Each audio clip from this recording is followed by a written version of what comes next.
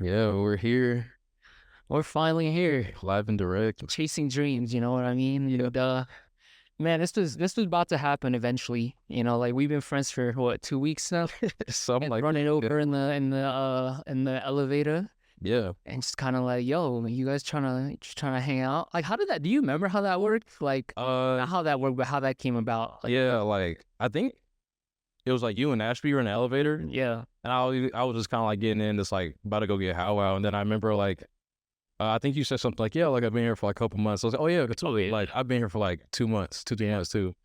It was like, okay, cool. Then we just started chatting, bro, and then yeah, it's kind of went from there. and I've been spending like every day with you pretty much Yeah, ever since. It's crazy.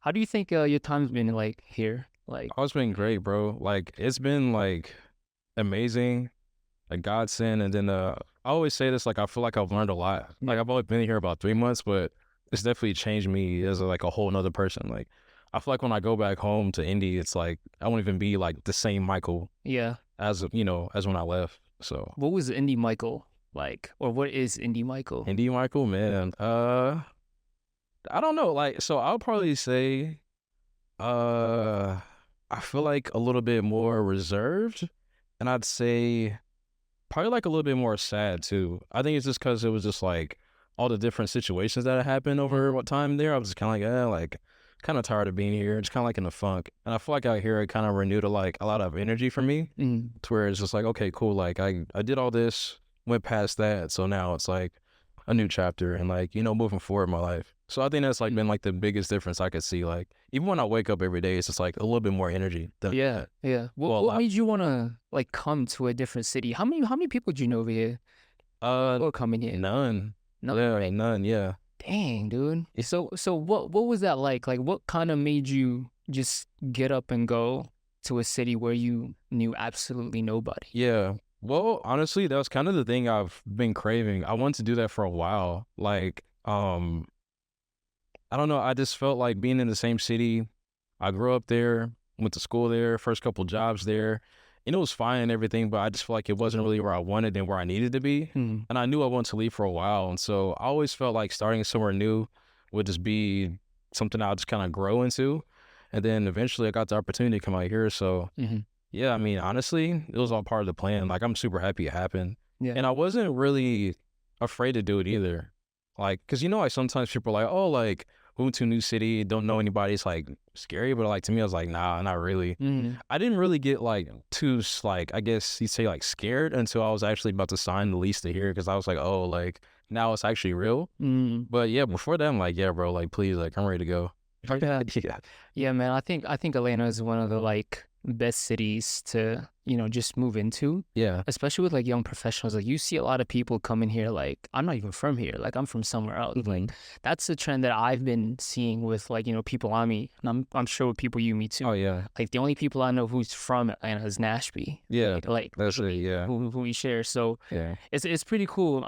And I had an episode where I literally had talked about like just changes, like transitioning Yeah. to a new city just because, if and only if, you have that privilege, right? Because, obviously not everyone's going to have that like financial means. Not everyone's going to have that same family situation or whatnot.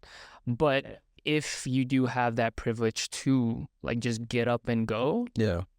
I think you should. Yeah. You know what I mean? Yeah. Because you'll learn a lot about yourself when you do, and it's always like one thing to kind of think about it, but like when you actually do it and have the action behind it, it's a totally different feeling, especially if you've been planning it for a long time. Yeah. If you actually like put in the work to go, all right, cool, I'm gonna save. This is what I'm gonna do when I get out there. And you have your plan and you execute it. It's like a totally different feeling too. Yeah, what I was gonna bring up is like, how a lot of well, Gen Z specifically too, right? Like they love like instant gratification. Yeah. Like whatever they see something, whether it's like a clothes or, Yeah. or a car or something, right? Yeah. They was like, I need to get it like Yeah. right now. But moving, like you really, really have to save, right? Because I was telling you, like, bro, when I moved out here, I forgot currents for the showers. Yeah. And it's like Yeah. everything just starts to add up. You're Yeah. paying first month's rent, you're paying deposit, you're paying for parking, right? You're paying for like the amenities fee, and you're like, damn, this is adding up. It's Yeah. a big fat like check you're throwing around Yeah. first month. So delayed gratification is a hard thing to practice, bro. Mm-hmm. Like, because, it sucks now, Yeah. right? It sucks now, but I feel like it's gonna pay off Oh in the yeah. long run, Yeah. for sure, man. Yeah. And leading up to Easter, we're 2 days away from Easter. Yeah. For our listeners, we are filming this in March, so it's kind of early whenever you guys get to hear this. And the time of as Christians, obviously, it's the time to not only reflect, man, but to really just understand, why we believe what we believe in. Mm-hmm. When Jesus died today, and then Jesus is gonna rise again, and on Easter Sunday. How are you feeling this Holy Week? Oh, pretty good, man. Like, I also feel pretty like peaceful, but like I don't know. It's I think always too like during that week of like the Holy Week, it feels almost like you have like little attacks. Mm, Like sometimes I found myself like during work, sometimes like getting mad at like little stuff, or like getting mad at like little stuff throughout the day. And I'm just like, all right, cool. Like yeah. I really just have to chill out because that's really it's about. What do you mean by attacks? Like, I don't know. I guess maybe I feel like more of like I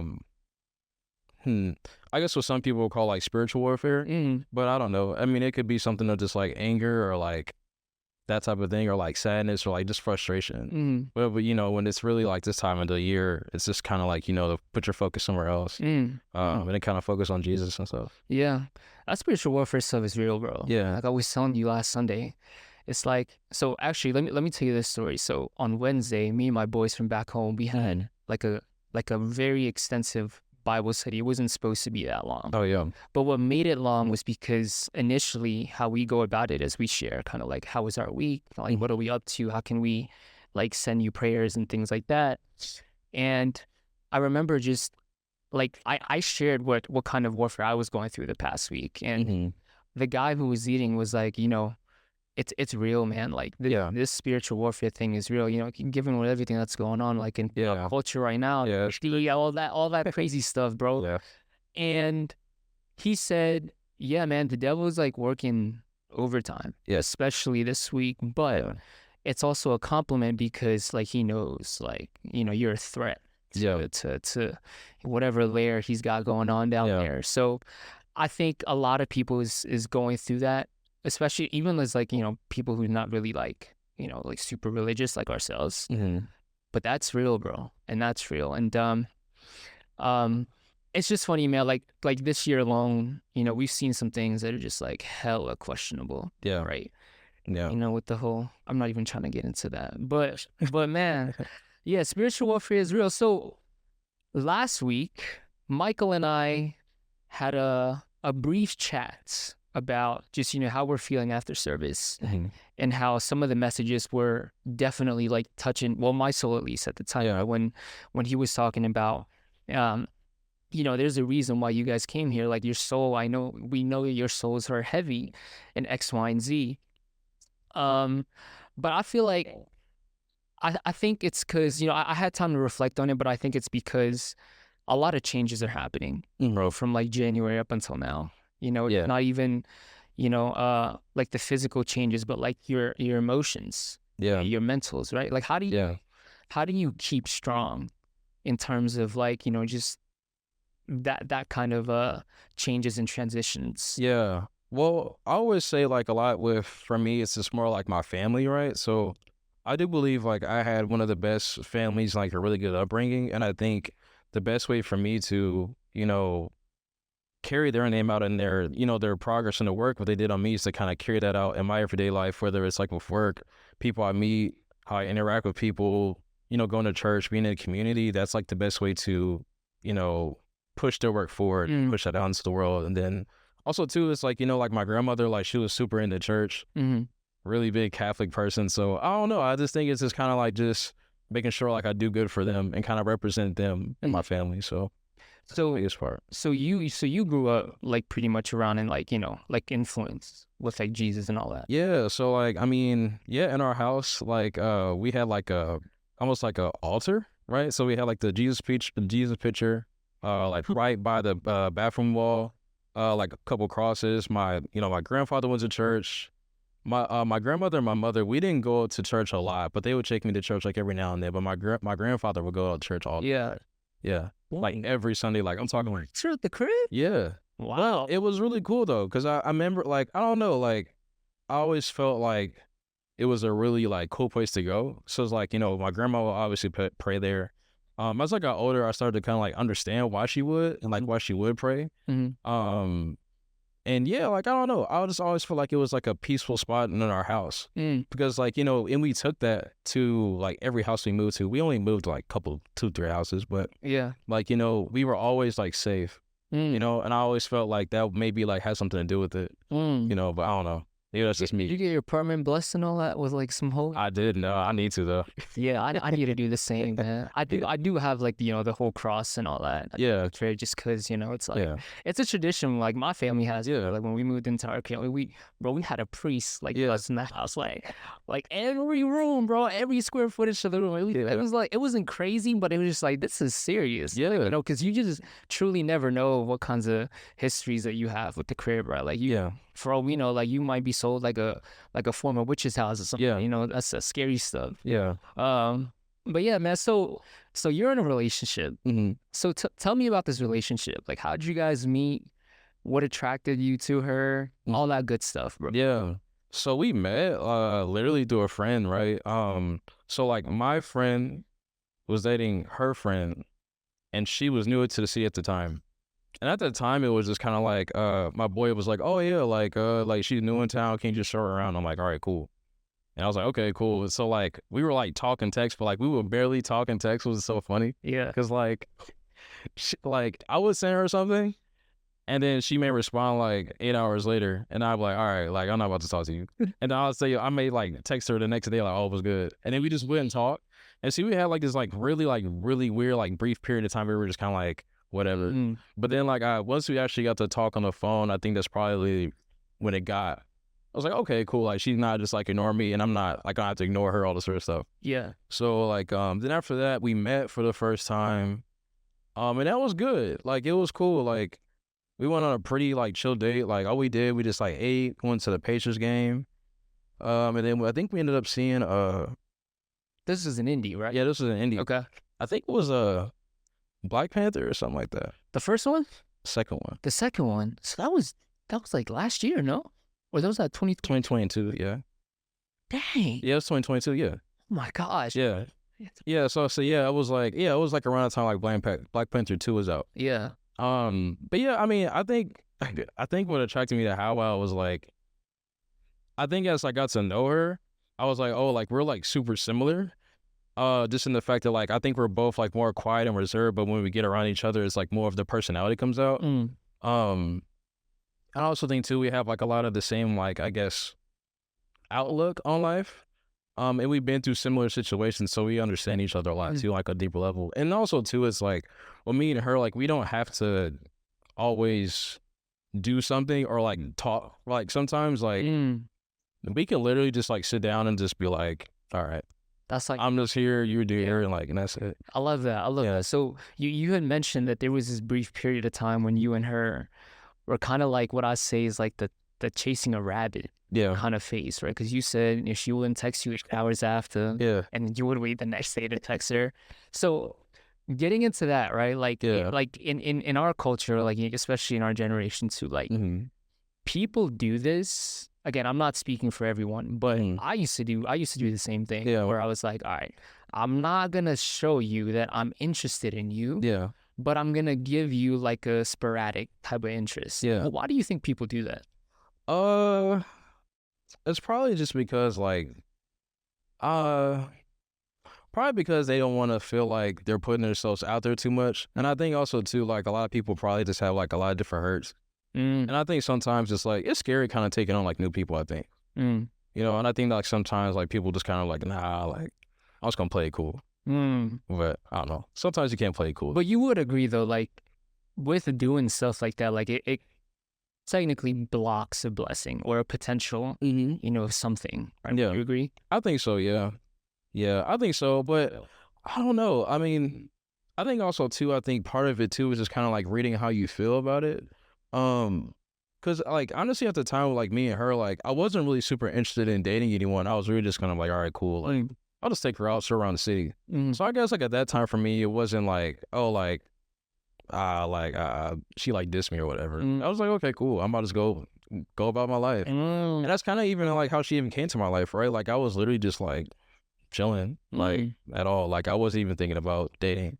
Yo, sometimes, bro, it's best people that come Yeah. into your life, like, you don't even be looking for them. Yeah, They just kind of come at you. exactly. Yeah, I love that. I love that. Yeah.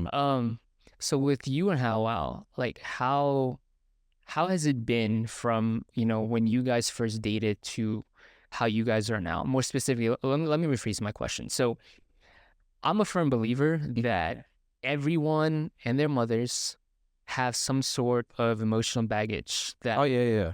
they are always going to carry Mhm. from either not just previous relationships, but even family relationships, that trauma, right? Um, and me personally, I don't think you could ever heal 100%. I feel Yeah. like every day you're always going to take time to, figure out who you are and heal in that sense. Yeah. Do you think at the time when, you and How came together, like, was there ever like an emotional baggage that you've acknowledged, but you say to yourself, hey, I know that this has happened in the past, but I'm going to not let that dictate or influence my relationship with her? Mhm. Yeah, definitely. And I think honestly sometimes I'm still like learning that. Like Mm, I don't know, like there's just been like so like I feel like in the past like I used to date some women that would be kind of like I guess more like passive aggressive, mm, or they may be I don't know, they kind of do like the cold turtle thing. mm, So like sometimes like I used to think like, oh okay, cool, like I don't know if how I was doing that. But then I'll ask her about it. And then she'll be like, nah, like I'm just like hanging out. I mm, was like, okay, like let me just kind of like chill out.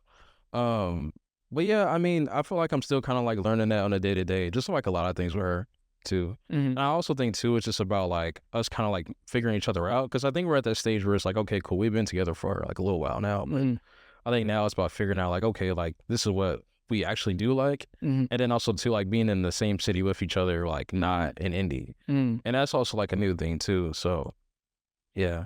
So this is new to her too, right? Like hmm like Atlanta and all that. Yeah. So she's been here, I think like 6 months. Okay, definitely a lot longer than both of us. Yes. And she has friends out here too. A few. Yeah, a few. Okay, okay, wow. So what about disagreements? I don't really like to call them arguments. Yeah. I think they're disagreements. Yeah. How do you guys both handle that in this stage of your life and relationship?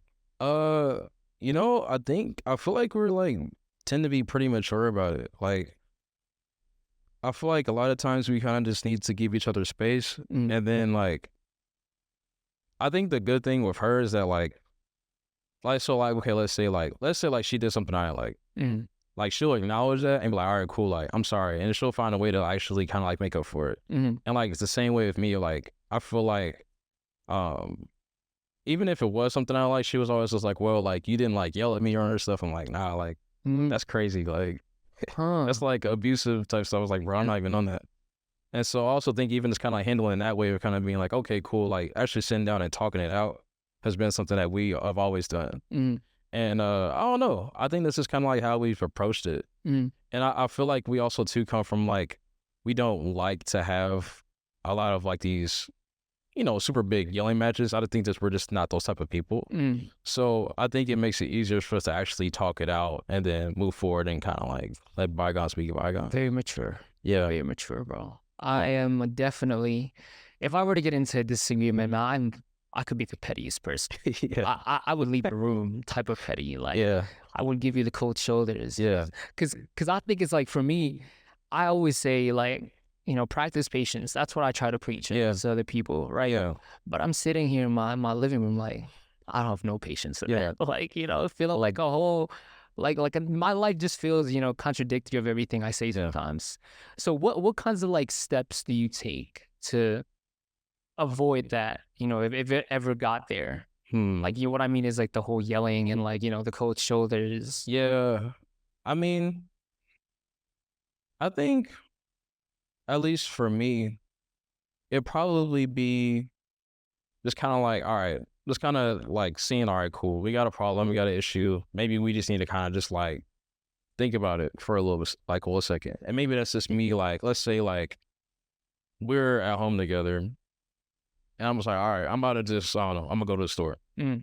And then I was gonna ride around for a little bit, think about what I need to say, Mm. or should I even say it? Because like some stuff is like, it's not about like sometimes like sweeping stuff under the rug, but like sometimes it's like, bro, like it wasn't even that big of a deal. Like you may have just been sensitive, you're being tender. So like just like let it go. Mm. So like sometimes I'll even try to check myself to be like, all right, cool, like is this really a problem or am I just making it a problem in my head? Mm. And then if I think if it really is a problem, then like, you know, I think we both tend to kind of understand like when we have those type of moods with each other. So we end up kind of just like giving us some time and giving us a space to talk about it. And then normally we kind of just like get over it so far. And we never had like any like real big like blowbacks of like, I don't know, saying crazy stuff, which I'm thankful for. So Yeah, no, that's amazing, bro. That's yeah. amazing. So you're a Christian man and she's Muslim. Yeah. He's still celebrating Ramadan until what date? I think April 9th. April 9th. So she has like a week left. No, Yeah. 2 weeks left. Yeah. How has that been? Because from what I'm hearing so far, you know, the relationship sounds very healthy, right? Or at least it's healthy now. Yeah. It's always a work in progress. Yeah, that's true. Yeah. Do you think that your style of communication with her and her style of communication with you, do you think a lot of those reasons it's because you both are celebrating a religion together, even though they're different? Yeah. I think the main thing that works with us is that we're both pretty open-minded to like new things. And I think that's probably the key, like if you're gonna be dating someone that's like outside of your religion. And I think even too, it's like also too, like I think we both take an interest into each other's religion. So like, I mean, she knows like a little bit about Christianity. I know like a thing or two about Islam. So I think it's also too like that mutual understanding and respect of both, you know, ways of life. And I think too, it's just also like understanding each other's cultures. I think that's something that we've always kind of had as well. And always had that understanding. So that helps out a lot. So how was that in the beginning though? Like, was that something you had extensively discussed about in the beginning? Not real. Well, so like the main thing I feel like we discussed about is like if like with marriage, right? Because at one point, right, it's like we may have to convert one of us. And like we talked about that a little bit because like I don't think we're like at the point of like, oh, we're gonna get married tomorrow. Like we have said like, oh yeah, like if I convert to Islam, I have to, you know, convert, do all that, the like dowry, like you know, like talk to the father, like how will you do, like is it like goats, money, that type of stuff. But then also too, I guess like more like on our side, like for Christianity, it's just kind of like, you know, coming to Jesus, you know, possibly being baptized, going to church, that type of thing. But I think for me, I think even right now, it hasn't been such of a big issue just because like I have studied other religions and Islam has been one of them. So it's kind of been like really cool because the only other person I knew that was Muslim was my friend Yusuf. And like we used to talk about it a lot when we were in college and like I was super interested back then, but like to meet her and to kind of like see like, oh, okay, this is what Ramadan's like, this is what prayer is like, this is what your everyday life is like. I was like, okay, cool. Like it's like I like it, I like to see it. But I don't know. I think I just like seeing like other cultures and kind of see how other people live. That's amazing. It's always interesting to me. That's amazing. So for the listeners and people watching who are in a situation like you, how like what was the, let me rephrase again. How have you been supporting her through Ramadan? Yeah, so this isn't easy. Yeah. So like I was a lot better at it last year, but the whole time in Ramadan last year, like I fasted with her the whole time. So like, wow, you know, like from like you know, eating at dawn and then waiting for Maghrib at night. So I wouldn't eat and drink. And then we would like, and back in Indy, we would go out and like go to a restaurant, go out to eat for dinner. Okay. Or just whatever, you know, it could be tacos. There's this one spot we liked, Yummy Bowl. It's an Indy? Yeah, Yummy Bowl. So it's like basically it's like it's like basically you put all these like meats, vegetables, all this rice into one bowl. Yeah. And they just like saute for you. Get it for like, I think it's like $20 or 2 people. And so we eat that. And then, you know, then like go home and stuff. So yeah, I mean, a lot of it's just been like with Ramadan and stuff. That's been like the main thing. And to say if she needs any help with anything for prayer, because I know she tends to pray like by herself. Mm-hmm. But then I think another thing too is just also too like talking to her family. Mm-hmm. So I got to meet her sisters. We're talking to them a lot about it. Just kind of getting to know her, as a person. Mm-hmm. I think that's also honestly probably what helped a lot. It's kind of getting to know her like through her family. And they know you're Christian as well. Yeah. And how did they react to that? They're like cool. Yeah, they're like, yeah, they're like, we're gonna give you like your your African like Islam name is like be Abdullah or something like that. I love it. Yeah, No, one thing I appreciate about you most, man, is your just ability to just open up your mind. Yeah. Because I think, forget the religious aspect of our lives, right? But I think as a person, in this day and age, like one of the best things we could do is literally just be so not narrow-minded, but really just open up to things and really understand from their points of views. Yeah.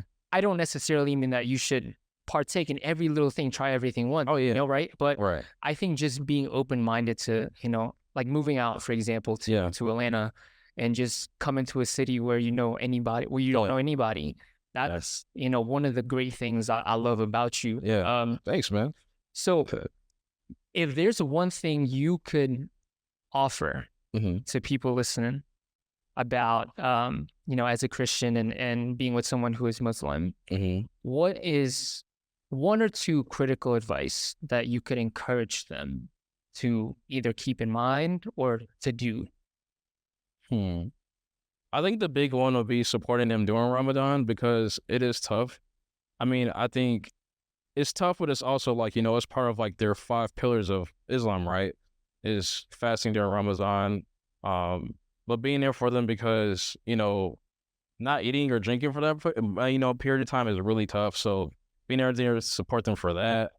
And just any way possible. I don't know. That could be like getting them food when it's ready to, eat. You don't have to like say, all right, cool, I'm just going to do Ramadan with you. I mean, especially if you're not used to fasting, that may be a lot. But, at least, kind of helping them out with meals, maybe kind of just making their life easier during that time is going to be a lot of help.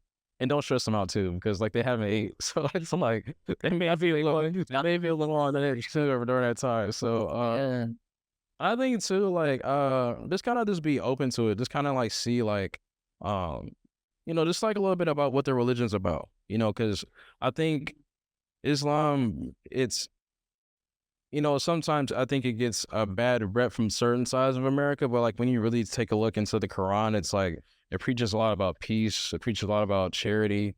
And I think there's a lot of things that, we could take as Christians back into our lives. And it's just like a lot of parallels and similarities there. I mean, that could probably even make you a better Christian.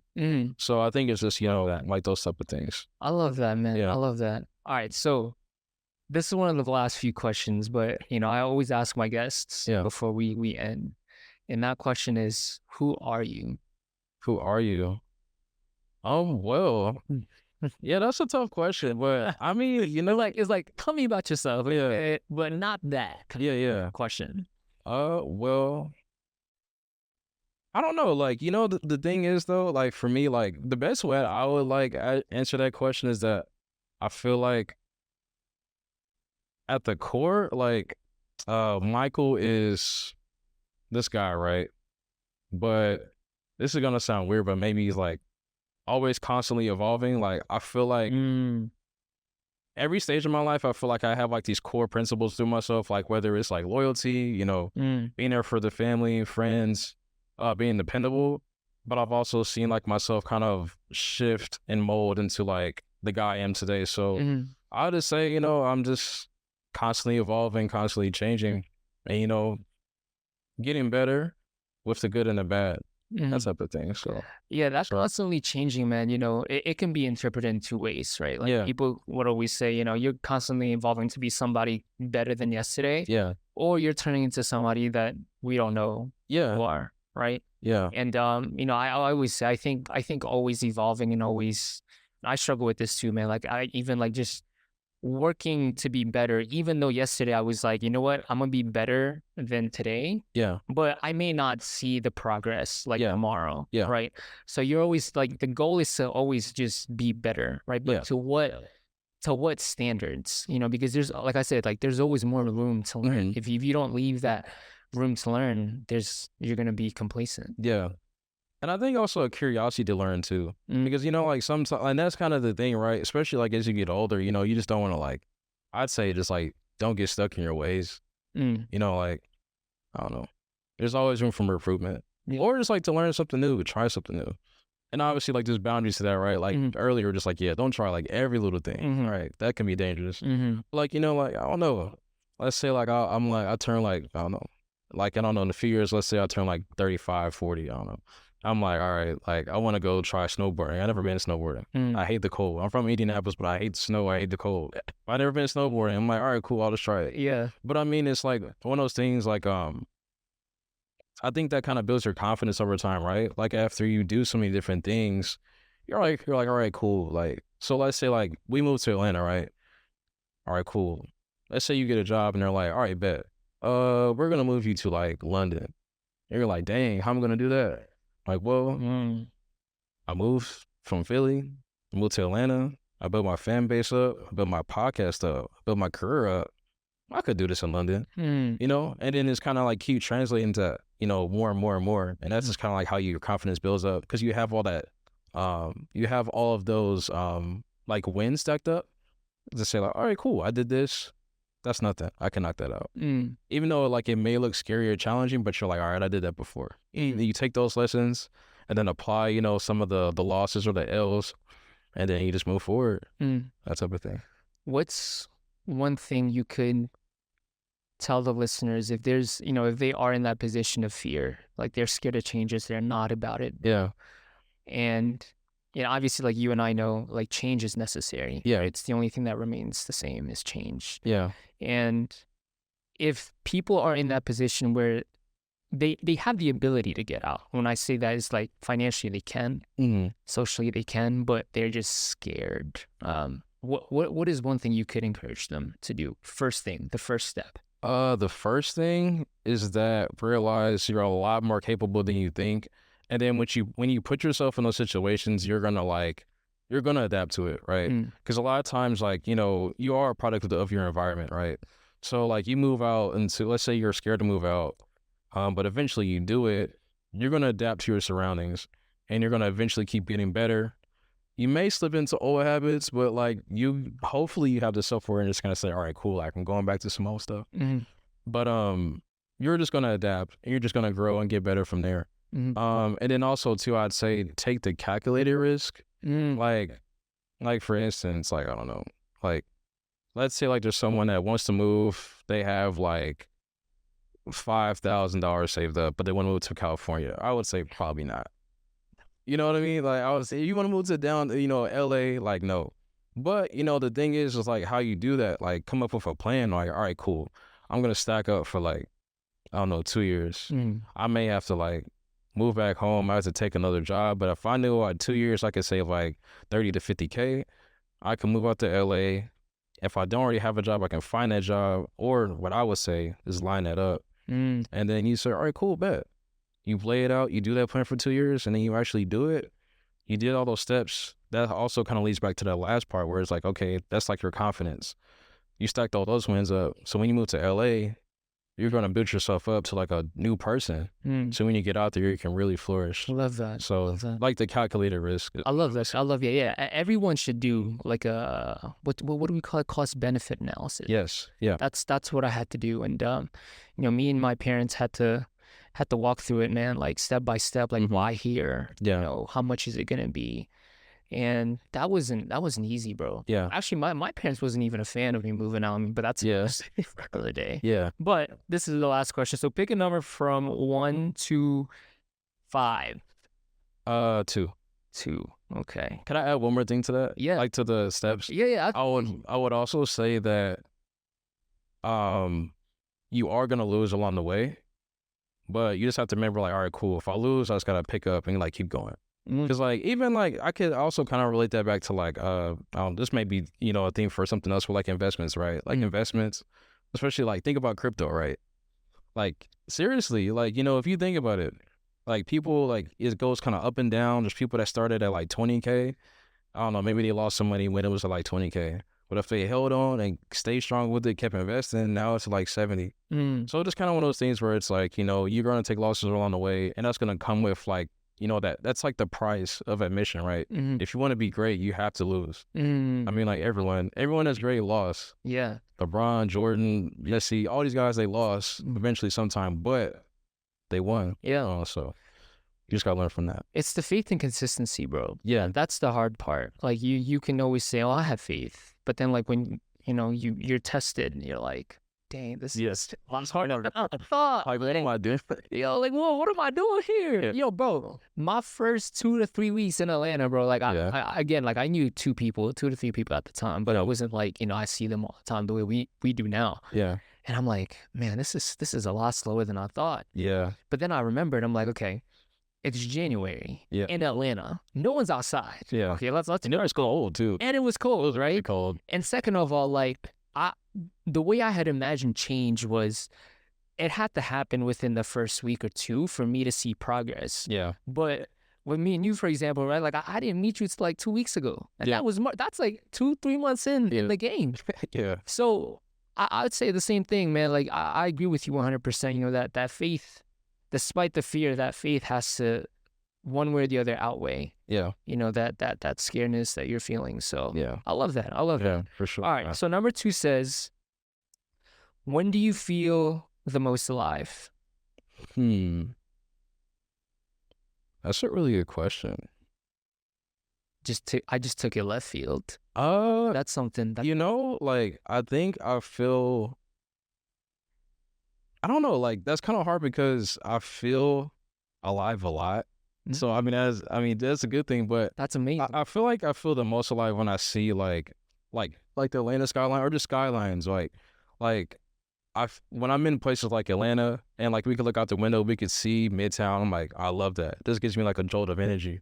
Or like going to New York, seeing the skyline, being like in Miami and Brickell, seeing all the skylines and stuff, seeing the possibilities. Like, I don't know, I just be feeling like I could just do anything. Like, bro, I'm about to jump off here right now and I'm about to just take over the world. But I don't know, this is how it feels to me. I think looking at a skyline, looking out, I'm like, yeah, this is it. Yeah. So, okay, last follow-up question. Yeah. How can anyone be in the position you're in, feeling most alive, like pretty often? But yeah, because here's the thing, right? Like, we see a lot of, people going through a lot of mental health issues. It's something to be validated, but there had to be something both right and wrong within the span of your lifetime for you to feel like that now. Yeah. So how could we get there, in your opinion? Yeah. Well, I think the reason why I feel that a lot, and it may be kind of morbid, is just like I've seen like people like, die. Well, not like literally, but like, it's one of those things where like, when you die, it's weird. Like you're literally here 1 second and then you're gone the next. And like I try to like kind of carry that on in my life, but like, all right, cool. Like I have to have like something throughout my day to like, all right, that was good. Even though like may have had like a bad day, but I think it's just a reminder of like, bro, like you're gonna die, bro, and then like it's just gonna keep turning. The world's gonna keep turning. Like I'm telling you, man. Like I've seen that so many times where it's like. I remember like a good instance was like when my grandmother passed away, it was like my world like stopped. But like I would go on Instagram and people were still like celebrating whatever, people's birthdays still kind of came back and forth. They went around, but like my world kind of stopped. So I was like, oh, like just like it just keeps going. So I think just kind of remember that, bro. Like, you got a day, you know what I'm saying? So just try to live your life the best you can, like within your means too, don't like, Yes. Don't do it. Yeah. That is very important. I'm glad you brought that up. Yeah. Within your means. Within your means. That's the phrase. Very important phrase. Okay. Because I see it, man. I mean, Atlanta, not to get off topic, but we've seen it. Like, maybe people just kind of like dripped out, and again, like maybe they got it, maybe they don't. But at the end of the day, it's like, yo, like how are you doing this? Like, so I love that. Yeah. This was your grandma from your mom's side? Yeah. Dang, dude. Yeah. Yeah, so she's one of the people that raised me. Yeah. And it's so crazy because like it's so weird too because it's like my grandma died when I was like 26, but like I literally thought my grandma would live to like 100 or something. This was COVID, right? A little bit. Yeah, like 2021. Yeah. Yeah, that was like Yeah. pre-COVID-ish. Yeah. Wow. And I always thought like I would be like 50 years old and my grandma would die. Well, like my grandma was like 84 when she died, so she was older. Yeah. But like I just never thought. She must have had a strong spirit then. Like, Yeah, she did. Yeah, for you to think that she would pass away at a later time, Yeah. that says a lot about her. yeah, yeah. Wow. And you guys grew up like how long together? Like, was it you and your mom? Yeah, it was me, my mom, and me, my mom, my grandmother, and my grandfather. Got you. Yeah, all of us. In the same house. Yeah, Wow. Big it was cool family. though. Yeah, Big family, bro. That reminds me of the time where, so when I came to the States, this podcast keeps going on, y'all, because this is natural. Like, he didn't prepare for this. I prepared ish. yeah. So when I grew up, I think I told you this briefly, but when I came to the States, and I pretty much grew up with my grandma for like the first 2 years, and my dad and my mom were actually like working here in Decatur. And you know, I would always think, man, like this is such like a weird way to grow up, because Yeah. like I didn't miss them too at the time. It's just like my grandma's like my sole caretaker. Yeah. But then I remember, I'm like, wait, I have a mom and dad that's just like states away. Yeah. So when they came back, my grandma decided to like officially like retire. It was her time where she was like 50 something at that time. Yeah. And I was like, damn, like you're really leaving. And she's not like moving away down the block, bro. She said, no, I'm going back to Indonesia. Like that's the type of retirement she was referring to. Yeah.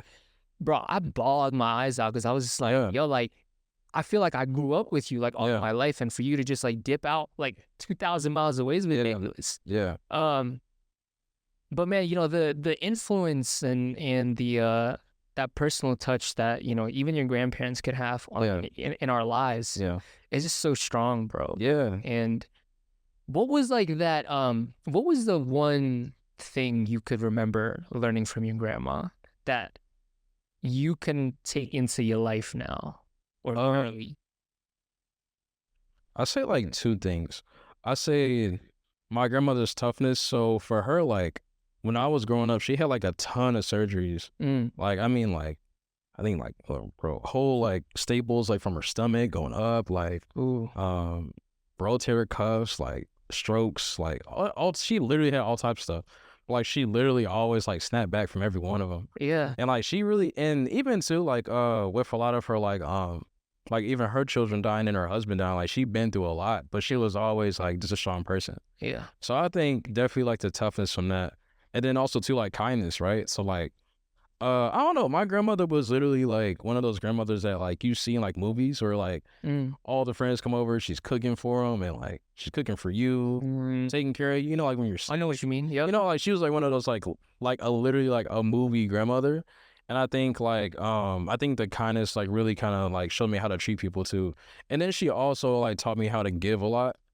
Because I mean, my grandma gave everything she had. So yeah, I don't know. I think that's like the main two things.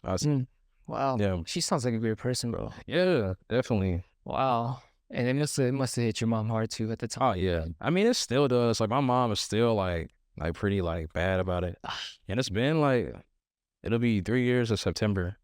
Right? This September? Yeah, this upcoming September. Yeah. So wow. Yeah.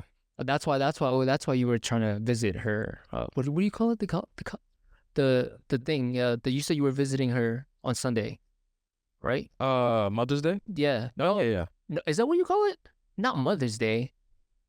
It's not her. We don't call it the grave. You call it something else. Oh, yeah. So it is at the graveyard, but she's in the mausoleum. That there it is. Yeah. I almost said the Coliseum. Yeah. Oh, that does not sound right. Yeah. Wow, that's amazing. So is your grandpa still around? Nah. He died before my grandmother. So he died like 2019. And are they buried like next to each other? Or? Oh, nah. So they're in the same cemetery. Okay. But he has like a plot, and then she has that mausoleum, and it's kind of farther away from each other. Like, yeah, I mean, yeah, you probably wouldn't want to walk to it. Yeah. Yeah. It is like, it actually isn't far. But like, so in Indianapolis, it's called Crown Hill Cemetery. And like, that cemetery is like the biggest, like, I don't even know, probably in the country. It's like a really big cemetery. Like, there's like a whole bunch of like famous people buried there, all that stuff. So, okay. Yeah, it's just really big. Okay. We can talk about that another time too, man. Because I'm in it now. That could be another episode. Yeah, well, bro. Okay, last question for sure, y'all. Last question. All right. One thing the people could learn from you, what is it? Uh, 'Cause I feel like man, we've been learning a lot. yeah, Just in general, what can we learn from you? man. I just say, you know, like I'll probably say to like never give up, bro. I mean, like whatever it is, bro. Like whatever it is that you want to do, whatever it is you want to strive to achieve for. Like I feel like I definitely embodied a lot of that, or still do embody a lot of that. Like I really try to like not let anything stop me from nothing. Mm. Like if it's like, you know, something I need to do, need to get to, or if it's like a goal of mine, like you can do it. And like, I don't know, I just feel like everyone should like put everything that they have into their dream, whatever it is, their Mhm. goals, and just accomplish it, man, because you're just gonna feel way better afterwards, and you're just gonna like, I don't know, be everything you want to be, Yeah, you know, that type of thing. So I love it. I'd say one thing, just like, no matter what, bro, just keep going. You're gonna get there, no matter how long it takes. Just keep the faith, you Mm. know, and then push forward. And also, too, at the same time, for all that, thank God, too. I mean, I think that's like one thing, like, I always did. Like, even in the times that like were bad, like, I still like prayed and like went to church and that Mm. type of stuff. So, also, too, like, you know, keep God in your life. Mm. Yeah. With him and through him. Yeah. Always. Exactly. Well, thanks a lot, man. I appreciate this. I enjoyed this episode a lot. Yeah, man. Hoping to have you back. Yeah. Let me know. All right. Peace out. Peace, man. Yes, sir. We did it. All right. Yes. Yes. We did it. Yeah. I better be recording. I'm about to say. Yo, I know, right? That would be crazy, bro. All right, we got it. bro, there was one episode. Literally, I think. It's a guy. Yeah.